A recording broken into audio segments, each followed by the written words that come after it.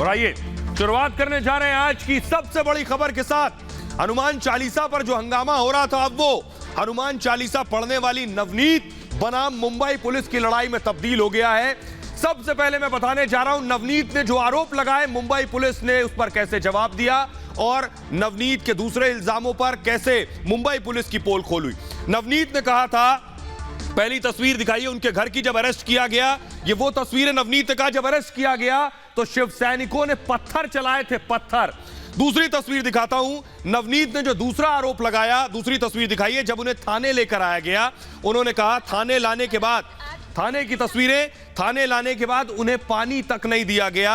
नवनीत का दूसरा आरोप यह था। तो आइए सबसे पहले आपको बताने जा रहा हूं कि नवनीत ने जो आरोप लगाए, उनके आरोप में मुंबई पुलिस क्या जवाब दे रही है और मुंबई पुलिस के जो आरोप है उस पर नवनीत ने क्या खुलासा किया। देखिए जरा, नवनीत का मुंबई पुलिस पर गंभीर आरोप है और मुंबई पुलिस ने उस आरोप के जवाब में सीसीटीवी फुटेज जारी किया है। नवनीत ने पानी ना देने का आरोप लगाया था, तो सीसीटीवी फुटेज में नवनीत पानी और चाय पीती नजर आ रही है। अनुसूचित जाति का बताकर वॉशरूम इस्तेमाल नहीं करने दिया, नवनीत ने कहा था। मुंबई पुलिस ने वीडियो जारी कर आरोपों को गलत बताया है। नवनीत ने कहा था खार थाने में पुलिस पर अमानवीयता के आरोप लगाए थे, तो वीडियो में पुलिस स्टेशन में आराम से बैठे दिख रहे हैं दोनों दंपत्ति। नवनीत ने अपने घर पर पत्थरबाजी का आरोप लगाया था, तो अमरावती पुलिस ने पत्थरबाजी के आरोपों को गलत बता दिया था। लेकिन अब शिवसेना कार्यकर्ताओं पर पत्थरबाजी का आरोप लगाया था। पुलिस के इनकार के बाद नवनीत ने अब सीसीटीवी फुटेज जारी कर दिया है। तो आइए अब मैं नवनीत के आरोपों पर आपको जवाब दिखाने जा रहा हूं। नवनीत ने कहा मुझे पानी नहीं दिया गया, तो आज तस्वीर जारी की। देखिए कमिश्नर ने मुंबई के संजीव पांडे ने, ये देख रहे हैं आप, देखिए जरा, नवनीत के पति बैठे हैं, ये इनका नाम है रवि राणा, जो चाय पी रहे हैं। इधर नवनीत बैठी हैं जो चाय में चीनी मिला रही हैं और उनके आगे एक बोतल रखी हुई है। फुल स्क्रीन जरा तस्वीरें लीजिए।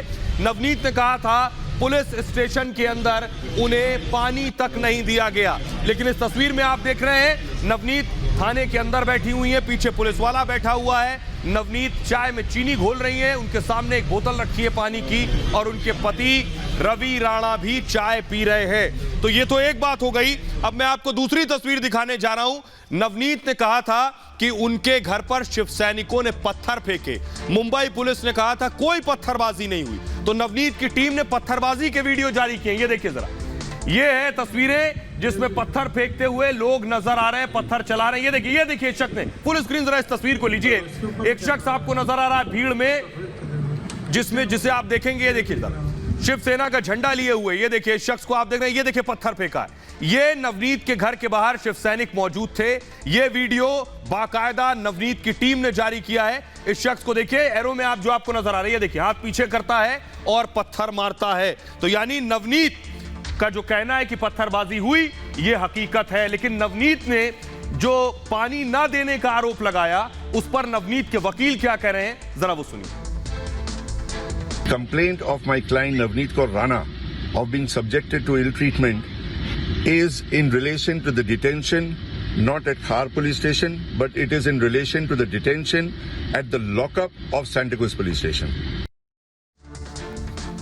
और आइए इसके आगे बात करते हैं। आपने सुन लिया नवनीत के वकील को, लेकिन ये लड़ाई यहीं खत्म नहीं हो रही है। जो लड़ाई नवनीत बनाम मुंबई पुलिस थी, ये लड़ाई हनुमान चालीसा बनाम नमाज की तरफ मुड़ गई। ये मैं क्यों कह रहा हूं? ये मैं इसलिए कह रहा हूं कि लड़ाई और आगे बढ़ चुकी है। लड़ाई में हनुमान चालीसा के बीच में नमाज कहां से आ गई, ये मैं आपको बताने जा रहा हूं। नवनीत की तरफ से बीजेपी सामने आई है मैदान में और बीजेपी जवाब दे रही है। कैसे, जरा देखिए, ये आपके सामने ग्राफिक्स आ गया है। उद्धव ठाकरे ने कहा था हनुमान चालीसा पढ़ना है तो घर पर आकर पढ़िए, एक तरीका होता है, लेकिन दादागिरी करके मत आइए। उन्होंने कहा बाला साहब ने सिखाया है कि दादागिरी कैसे तोड़नी है। हम घंटाधारी हिंदुत्व नहीं, गदाधारी हिंदुत्व का पालन करते हैं। यह राज ठाकरे का जवाब था। इसके जवाब में नवनीत की तरफ से बीजेपी ने जवाब दिया। उद्धव ठाकरे ने कहा था कि हनुमान चालीसा घर में पढ़िए, बीजेपी ने जवाब में कहा, अमित मालवीय ने, खुले में नमाज तो हनुमान चालीसा पर आखिर रोक क्यों? किसी ने घर के अंदर नमाज पढ़ने को नहीं कहा। हनुमान पाठ सार्वजनिक जगह पर क्यों नहीं हो सकता, यह जवाब में कहा गया। ये मैं आपको सुनवाता हूं। उद्धव ठाकरे ने क्या कहा था, उसके जवाब में अब बीजेपी क्या कह रही, दोनों को सुनिए जरा। या घरी यायचं या हनुमान चालीसा तुमच्या घरात जर ती पद्धत नसेल, संस्कृती नसेल, आमच्या घरात येऊन बोलायचं असेल तर बोलू शकता जरूर, पण त्याला एक पद्धत असते लहानपणापासून मी बघत आलेलो आहे. पण ते नीट बोलून सांगून येतात की मैं आपके घर आना चाहता हूँ, कुछ तो आपको बताना चाहता हूँ, आइए जरूर आइए, आगत स्वागत आम्ही करू. पण दादागिरी करून याल तर दादागिरी कशी मोडायची ते सुद्धा आम्हाला शिवसेना प्रमुखांनी हिंदुत्वाच्या व्याख्यात समजून सांगितलेलं आहे. शिवसेना जिन आइडियल्स पे बनी थी आज उनमें से किसी के साथ भी खड़ी नहीं है. ये बहुत दुखद है कि बाला साहेब ठाकरे के पुत्र को आज हनुमान चालीसा से डर लगने लगा है. राणा दंपत्ति के ऊपर इन्होंने केस डाले, चाहे वो सेडिशन का केस हो या जेल में डालने का विषय हो, सिर्फ इसलिए क्योंकि वो हनुमान चालीसा पढ़ना चाहते थे. और इस लड़ाई के बीच किरीट सोमैया पिस गए. जब शिव सैनिकों ने उन पर हमला किया तो किरीट सोमैया आज देखिए फिर पुलिस स्टेशन पहुंचे एफआईआर दर्ज कराने के लिए. उनका आरोप है उनकी एफआईआर दर्ज नहीं हुई, लेकिन फर्जी एफआईआर, एक फेक एफआईआर दर्ज हुई. उस फर्जी एफआईआर में क्या है ये आपको बताने जा रहा हूं. उसी के एवज में आज किरीट सोमैया पहुंचे थे एक नई एफआईआर कराने, लेकिन उनका कहना है उनकी एफआईआर दर्ज नहीं हुई. देखिए जरा, ये जो एफआईआर बनाई गई है, खार पुलिस ने आज भी किरीट सोमैया का कहना है एफआईआर दर्ज नहीं की. पुलिस ने सिर्फ उनका बयान रिकॉर्ड किया है. उद्धव के कहने पर एफआईआर दर्ज नहीं हुई ऐसा किरीट का कहना है. पुलिस अधिकारियों के खिलाफ वो शिकायत करने पहुंचे थे, फर्जी एफआईआर दर्ज करने का आरोप लगाया है. जो बात उन्होंने कही नहीं वो उसमें शामिल है. कल राज्यपाल से मिलने जाएंगे किरीट सोमैया. किरीट पर हमले को लेकर सीआईएसएफ, क्योंकि उनको सुरक्षा मिली हुई है, सीआईएसएफ सख्त हो गई है. सीआईएसएफ ने मुंबई के पुलिस कमिश्नर से कहा है, सोर्सेस से जानकारी मिल रही है कि किरीट पर अगर अब हमला हुआ तो फायरिंग कर देंगे सीआईएसएफ के जवान. उन्हें फायरिंग का आदेश दे दिया गया है. सुनिए जरा पुलिस स्टेशन से निकलने के बाद क्या कुछ कहा किरीट सोमैया ने. जो एफआईआर मीडिया में जो रिलीज की गई है, जो पुलिस कमिश्नर ने अपनी वेबसाइट में डाली, वो एफआईआर पे किरीट सोमैया की साइन नहीं है और इसके लिए वो एफआईआर लीगल नहीं है. ये खार पुलिस कमिश्नर ने कबूल किया है. तो सबसे पहली मेरी डिमांड है, इस प्रकार की फर्जी एफआईआर मुंबई पुलिस कमिश्नर ने रजिस्टर्ड करवाई, उस पुलिस कमिश्नर के खिलाफ क्रिमिनल इन्वेस्टिगेशन होना चाहिए. और आइए अब आपको बताने जा रहा हूं आज की एक और बड़ी खबर है, कैसे योगी राज में लाउड स्पीकर पर लाउड एक्शन हो रहा है. जी हां, थम गई है योगी राज में भोपू की आवाज. जो हर वक्त लाउड स्पीकर चलते थे उन पर योगी ने हथौड़ा चला दिया है. तस्वीरें मैं आपको दिखाने जा रहा हूं कहां कहां से उतर गए लाउड स्पीकर. पहली तस्वीर दिखाइए जरा. अगली तस्वीर जो दिखाने जा रहा हूं झांसी की तस्वीरें देख रहे हैं आप. ये देखिए लाउड स्पीकर उतारे जा रहे हैं. ये तस्वीरें मैं आपको दिखा रहा हूं. ये मंदिर से लाउड स्पीकर उतारे गए, वो तस्वीरें मैं आपको दिखा रहा हूं. झांसी की तस्वीरें हैं ये, जहां से लाउड स्पीकर हटाए गए. तो सिर्फ झांसी नहीं, अगली तस्वीर मैं आपको दिखाने जा रहा हूं. अगली तस्वीर सीतापुर मस्जिद की है.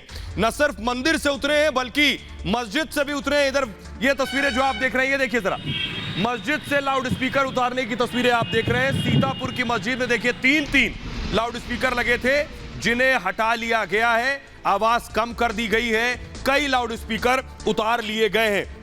तो आइए अब मैं आपको दिखाऊं कि योगी ने आखिर क्या एक्शन लिया है लाउड स्पीकर पर. ग्राफिक्स के जरिए मैं आपको दिखाने जा रहा हूं. यह है देखिए, लाउड स्पीकर पर लाउड एक्शन हुआ है. 17,000 जगहों पर, सोचिए 17,000 जगहों पर लाउड स्पीकर की आवाज कम कर दी गई है. 125 धार्मिक स्थलों से लाउड स्पीकर हटा दिए गए. नियम तोड़ने वालों को पुलिस की बहुत सख्त हिदायत दी गई है. तेज आवाज में स्पीकर बजाने वालों को की रिपोर्ट तलब की गई है. बाकायदा 30 अप्रैल तक लखनऊ रिपोर्ट भेजने का फरमान सुना दिया गया है और थाना प्रभारियों को समय पर रिपोर्ट भेजने के आदेश दिए गए हैं. 30 अप्रैल तक रिपोर्ट नहीं भेजने पर उनके खिलाफ सख्त कार्रवाई की जाएगी. उत्तर प्रदेश के करीब 38,000 धर्मगुरुओं से भी बात की गई है लाउड स्पीकर को लेकर. लाउड स्पीकर की आवाज कम करने की बात हुई है, इनकी आवाज कम की जाए. ईद पर अलविदा की नमाज को लेकर प्रशासन इस वक्त सख्त है. रमजान की आखिरी दिन होती है अलविदा की नमाज, जो आखिरी जुमा होता है यानी आखिरी शुक्रवार, राज्य में 31,000 जगहों पर अलविदा की नमाज होगी और 75,000 ईदगाह, 20,000 मस्जिदों में नमाज होनी है। इसलिए सभी जगहों पर स्पीकर की आवाज कम रखने की तैयारी है।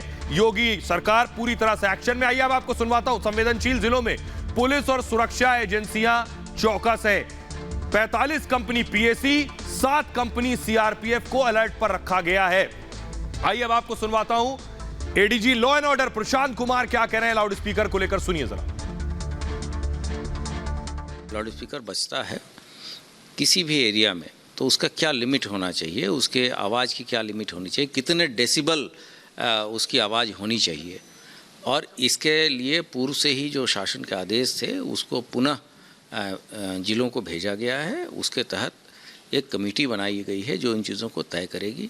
साथ ही साथ चूँकि ये ध्वनि पीए सिस्टम बहुत सारे धार्मिक स्थलों पे लगा है, धर्मगुरुओं से बातचीत करके इसको सुनिश्चित कराया जा रहा है कि जो आवाज़ वहाँ से प्रसारित हो रही है वो उस प्रेमिसेस के अंदर, उस कैंपस के अंदर ही उसकी आवाज़ रहे, उससे बाहर न जाए। तो उत्तर प्रदेश से लाउड स्पीकर उतरने लगे हैं, लेकिन यूपी के लोग क्या कह रहे हैं, उन्हें सुनिए जरा। इस समय जो काम हो रहा है इस सरकार में बहुत ही अच्छा रहा, कानून व्यवस्था इससे बहुत ही अच्छी है, ना कोई शोर ना शराबा, बच्चों का एग्जाम भी चल रहा है, नॉइज पोल्यूशन होता है, बहुत तकलीफ होती है, इसलिए यह काम बहुत ही अच्छा हो रहा है और भविष्य में भी इसको होता रहना चाहिए। सर ये सरकार का एक दिखाता है कि सरकार का इकबाल कितना बुलंद है, आपसी भाईचारे को भी प्रदर्शित करता है कि सभी लोग इस विषय पे एक मत हैं। ये तो दोनों धर्म को बीच की बड़ी सराहना की बात है कि दोनों लोग इस चीज़ को मान रहे हैं और प्रयास भी कर रहे हैं, सहयोग भी दे रहे हैं। माननीय मुख्यमंत्री जी की देन है और उनके सौहार्दपूर्ण वातावरण में सभी हिंदू मुस्लिम भाई एक साथ एकता के साथ रह रहे हैं और बहुत अच्छा कदम है। पूजा पाठ एक अपनी जगह पे है, मगर किसी को अपनी पूजा पाठ से किसी को हानि ना हो। जैसे कभी अजान हो रही है तो हम लोग सड़क घेर करके बैठ गए, या कभी इस तरीके से किसी आम जनता को उससे परेशानी नहीं होनी चाहिए। आप अपनी पूजा पाठ करिए समय। और आइए आगे बात करते हैं आज की एक और बड़ी खबर की। वाड्रा कांग्रेस को पीके ने ठोकर मार दी है। अगली बड़ी खबर, उससे पहले मैं आपको बताऊं कैसे शाहीन बाग, जी हां शाहीन बाग की बात करेंगे, इसके बाद वाड्रा कांग्रेस की बात करेंगे। शाहीन बाग बुलडोजर पहुंच गया है, पहुंचने वाला है, ऐसी खबरें हैं। लेकिन पहले तस्वीरें दिखाइए जरा। पहली तस्वीर बुलडोजर की मैं दिखाऊंगा। ये जो आप देख रहे हैं, ये तस्वीरें जो मैं दिखा रहा हूं, ये शाहीन बाग की एम्बियंस सुनाइए जरा। ये वो शाहीन बाग जहां सीए का प्रोटेस्ट हो रहा था, महीनों ये प्रोटेस्ट चलता रहा सीए का, और जहां इस तरह के आजादी के नारे लगते रहे, अब इस शाहीन बाग पर बुलडोजर चलाए जाने की तैयारी है। तो मैप के जरिए मैं आपको दिखाऊं पहले शाहीन बाग। जो लोग दिल्ली में नहीं रहते हैं वो देखें शाहीन बाग किस जगह पर है। दिल्ली का नक्शा आप देख रहे हैं, और दिल्ली के नक्शे में आप देखिए नोएडा से सटा हुआ सरिता विहार और जामिया नगर से लगा हुआ है ये शाहीन बाग। लेकिन अब शाहीन बाग में बुलडोजर चलने वाला है। उसी की मैप के जरिए मैं आपको दिखा रहा हूं किस जगह पर शाहीन बाग मौजूद है। लेकिन देखिए कैसे चलेगा बुलडोजर। आइए ग्राफिक्स के जरिए मैं आपको दिखाने जा रहा हूं, देखिए जरा। ये आप देख रहे हैं शाहीन बाग, देखिए जरा, ये दिल्ली का शाहीन बाग है। जहांगीरपुरी के बाद शाहीन बाग पर एक्शन की तैयारी है। मूव करेंगे ग्राफिक्स। अवैध अतिक्रमण के खिलाफ यह कार्रवाई होने जा रही है। सरकारी जमीन से हटाया जाएगा पूरा अतिक्रमण। 1 महीने तक यह बुलडोजर की कार्रवाई चलेगी, ऐसा बताया जा रहा है। एक्शन से इलाके की व्यवस्था में सुधार होगा, अवैध निर्माण भी बंद होगा, अपराध भी रुकेगा। इलाके में रोहिंग्या और बांग्लादेशियों से अपराध बढ़ा है। जितने बुलडोजर की जरूरत होगी उतने लगाए जाएंगे। दिल्ली का मुस्लिम बहुल इलाका है दरअसल शाहीन बाग। आपको बताऊं सीए और एनआरसी के दौरान चर्चा में था शाहीन बाग, और शाहीन बाग में कई महीनों तक प्रदर्शन चलता रहा था सीए को लेकर। तब विदेशी मीडिया का अड्डा केंद्र बन गया था शाहीन बाग। ओखला विधानसभा में शाहीन बाग आता है और यहां से आम आदमी पार्टी के विधायक अमानतुल्लाह चुनकर आते हैं। तो आइए अब आपको सुनवाता हूं मेयर क्या कह रहे हैं। जिनको बुलडोजर चलवाना है उनका क्या कहना है, सुनिए जरा। शाहीन बाग में बहुत ज़्यादा अतिक्रमण है, पूरी पूरी तरह से सर्वे करा करके फुटेज हमारे पास मिली है और हमने इनको सर्वे भी कराया है। तो इन सब जगहों पर हम लोगों को भरपूर मात्रा में अतिक्रमण मिला है। तो उस अतिक्रमण को हटाने के लिए अगर कहीं बुलडोजर चलाने की जरूरत है तो वहां पे बुलडोजर चलेगा। और आइए अब मैं आपको दिखाता हूं शाहीन बाग की तस्वीरें। दिल्ली का शाहीन बाग जो है, ये है शाहीन बाग, उसका एरियल व्यू आप देख रहे हैं। फुल स्क्रीन जरा इसको लीजिए। जो लोग दिल्ली नहीं आए हैं, शाहीन बाग को नहीं देखा है, ये कहना है एमसीडी का। ये देखिए जरा, इमारतें कैसे एक दूसरे के आमने सामने सटी हुई हैं। ये कहना है यहाँ बहुत सा अतिक्रमण है, जिस अतिक्रमण को हटाया जाना है। ये उस शाहीन बाग की तस्वीरें मैं आपको दिखा रहा हूं। लेकिन सिर्फ शाहीन बाग नहीं, आइए मैं आपको बताता हूं शाहीन बाग के अलावा और किन किन जगहों पर बुलडोजर चलेगा दिल्ली में, मैप के जरिए देखिए जरा। अकेले शाहीन बाग नहीं है और कई जगह है। शाहीन बाग के अलावा तिलक नगर, विष्णु गार्डन, श्रीनिवासपुरी, ओखला, मदनपुर खादर, सरिता विहार, कालिंदी कुंज और जसोला, ये वो इलाके हैं जहां बुलडोजर चलेगा।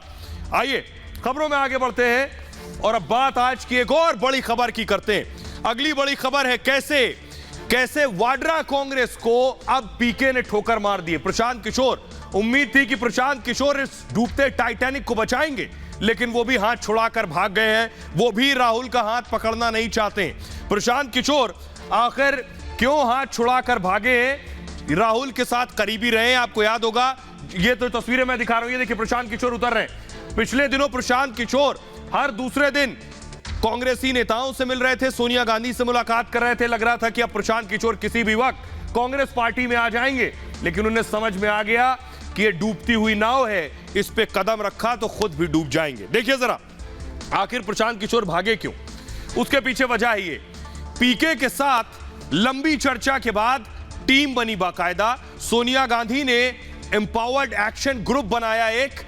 इसके साथ ही 2024 के लिए एक्शन ग्रुप का गठन किया गया कि राहुल गांधी को कोई तो 2024 में जिता दे। पीके को पार्टी में शामिल होने का ऑफर दे दिया गया कि पीके आएंगे, शायद राहुल गांधी का सपना पूरा हो जाए। एक्शन ग्रुप का भी हिस्सा बनने का ऑफर दे दिया पीके को। पीके को मिलने वाली थी विशेष जिम्मेदारी कि राहुल के शायद ताजपोशी हो पाए 24 में।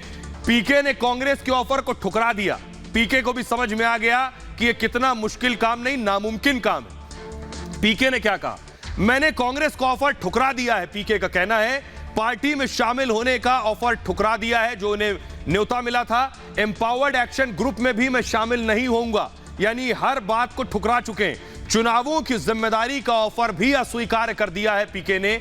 मुझसे ज्यादा कांग्रेस को नेतृत्व की जरूरत है, यानी बड़ा हमला किया है पीके ने कि मेरी जरूरत नहीं है कांग्रेस को, लीडरशिप की जरूरत है, नेतृत्व की जरूरत है। नेतृत्व में मजबूत इच्छा शक्ति होनी चाहिए। यह हमला किया कांग्रेस की ढांचागत समस्या का समाधान, यानी कांग्रेस का जो स्ट्रक्चरल यानी ढांचागत समस्या जो है उसका समाधान होना चाहिए। सोचिए जरा, पीके ने इधर कांग्रेस का ऑफर ठुकराया और पीके दोपहर को किसके साथ मिल रहे थे? देखिए, पीके नवजोत सिंह सिद्धू के साथ थे दोपहर में।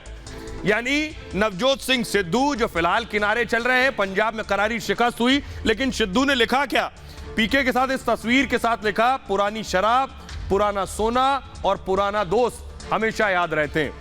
बहरहाल ये सियासत है, कभी भी कुछ भी हो सकता है, लेकिन पीके ने पहली बार राहुल गांधी पर हमला नहीं किया है। इससे पहले भी वो बता चुके हैं कि राहुल गांधी के लिए प्रधानमंत्री बनना मुंगेरी लाल के हसीन सपने जैसा है। देखिए पीके इससे पहले क्या कह चुके हैं, ग्राफिक्स दीजिए, ये आप देख रहे हैं। प्रशांत किशोर मशहूर चुनावी रणनीतिकार हैं, आपको बताऊं, और आईपैक नाम की एक कंसल्टेंसी कंपनी चलाते हैं। बीजेपी, कांग्रेस, जेडीयू के लिए भी रणनीति बना चुके हैं, रणनीतिकार रहे हैं। टीएमसी, डीएमके, आम आदमी पार्टी के साथ भी काम कर चुके हैं। 2 मई 2021 के बाद सलाहकार का काम छोड़ दिया उन्होंने। कांग्रेस नेतृत्व पर सवाल उठाते रहे पीके। पहले भी 28 अक्टूबर 2021 को राहुल गांधी पर निशाना साधा था। उन्होंने कहा था कांग्रेस एक धोखे में है कि बीजेपी जा रही है चुनाव से, लोकसभा चुनाव से पहले। राहुल को लगता है सब कुछ वक्त की बात है, वो लोग मोदी की ताकत को समझ नहीं रहे हैं। पीके ने कहा था कुछ दशकों तक बीजेपी कहीं नहीं जाएगी। पीके को बखूबी एहसास है।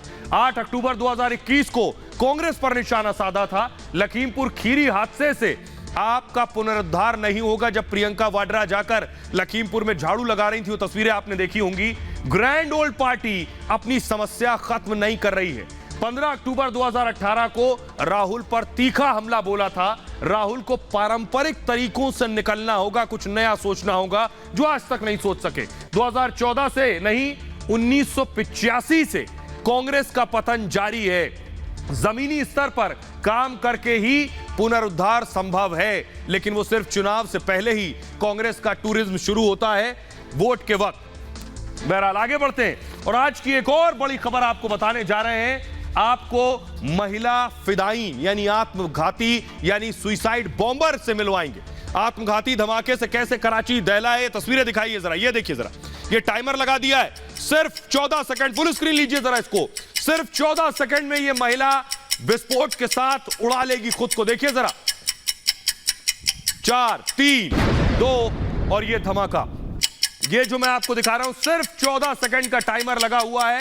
ग्रिड हटाएंगे, देखिए जरा, जिस महिला को आप लाल घेरे में देख रहे हैं, ये सुइसाइड बॉम्बर है, ये आत्मघाती हमलावर है, ये एक फिदायीन है जो बम लपेट कर आई है। और देखिए धमाका हो जाता है उस महिला के खड़े खड़े। अब आप अंदाजा लगाइए इस महिला के बारे में, ये महिला कौन है ये बताएंगे आपको, लेकिन देखिए पीछे से गाड़ी भी आ रही है। ये जो गाड़ी आ रही है, इस गाड़ी को उड़ाना मकसद था इस महिला का। धमाके के साथ भी ये गाड़ी पूरी तरह से तबाह हो गई, वो भी तस्वीर दिखाएंगे। लेकिन देखिए सिर्फ 14 सेकंड के अंदर इस महिला ने खुद को उड़ा लिया।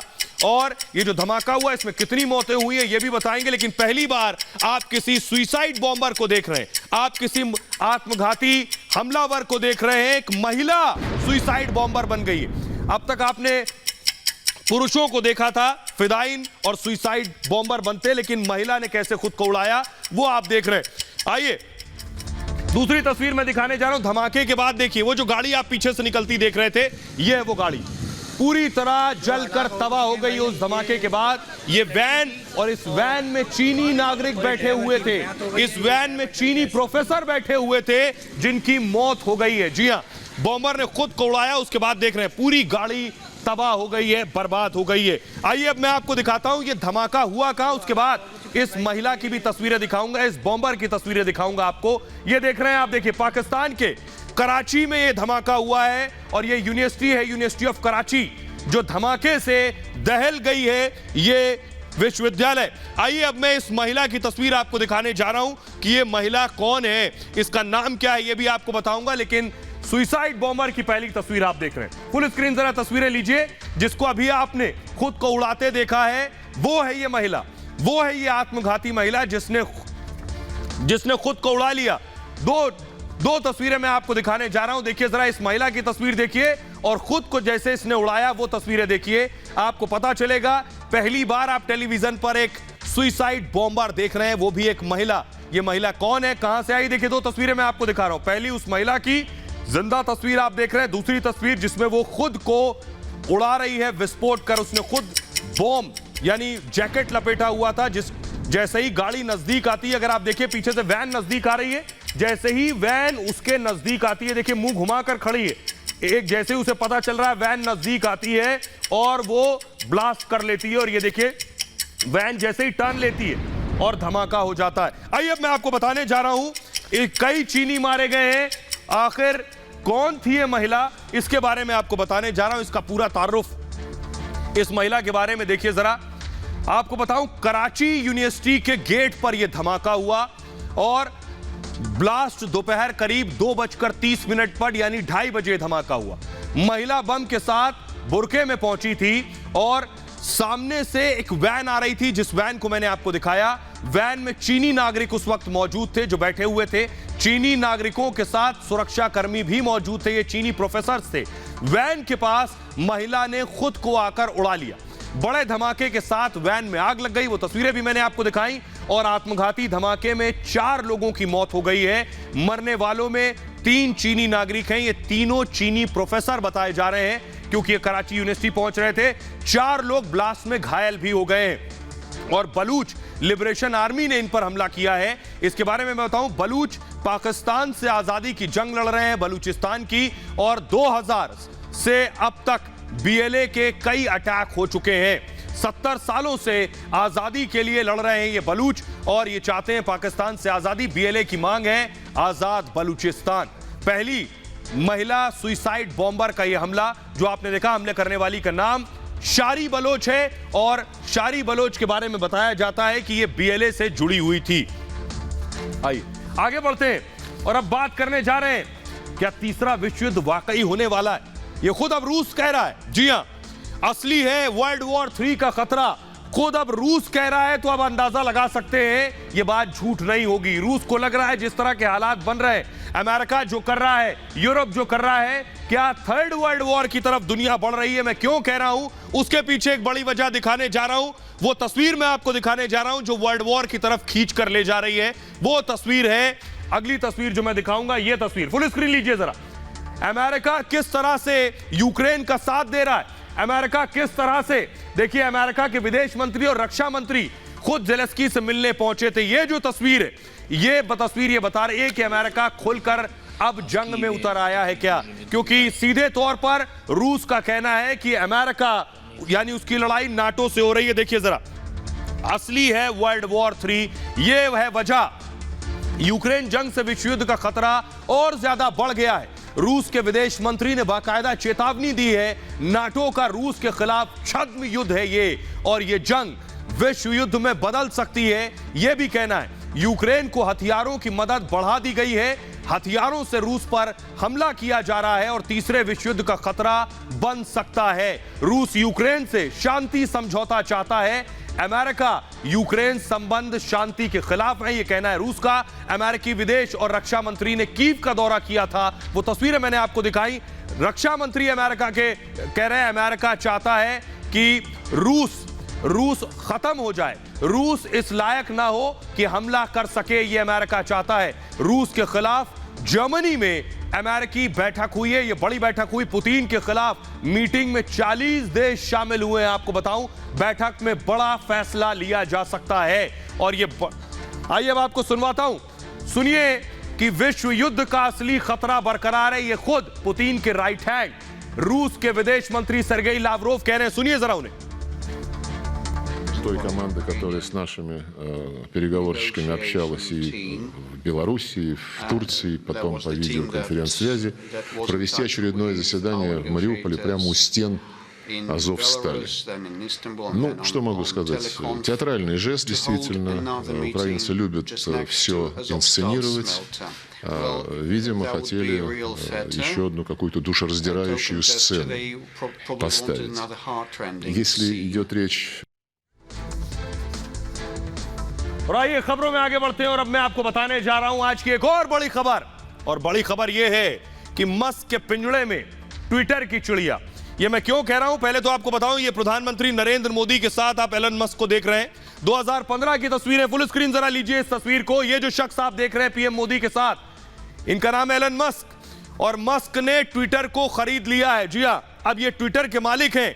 ट्विटर की चिड़िया अब मस्क की हो चुकी है। और आपको बताऊं कितने पैसों में खरीदा है एलन मस्क ने, ये मैं आपको बताने जा रहा हूं ग्राफिक्स के जरिए। मस्क के पिंजड़े में अब ट्विटर की चिड़िया है, ये आप देख रहे हैं। एलन मस्क ने, ये जो पिंजड़े में आपको चिड़िया नजर आ रही है, इसके मालिक हो गए। मस्क ने ट्विटर को खरीद लिया है और 3,37,000 करोड़ रुपए में यह डील हुई है। हर शेयर के लिए चुकाएंगे 4,148 रुपए।